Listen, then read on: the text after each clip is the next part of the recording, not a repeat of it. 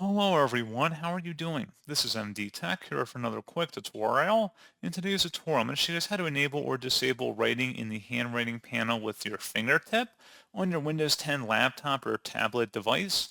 So this should hopefully be a pretty straightforward process here, guys. And without further ado, let's go ahead and jump straight into it. So all you have to do is open up the search menu and you want to type in settings. Best result should come back with settings. Go ahead and open that up. And then you want to select the devices tile. Select Pen and Ink or Pen and Windows Ink on the left panel, and then on the right where it says Write in the Handwriting panel with your fingertip, go ahead and check mark inside of there, and that's all you have to do.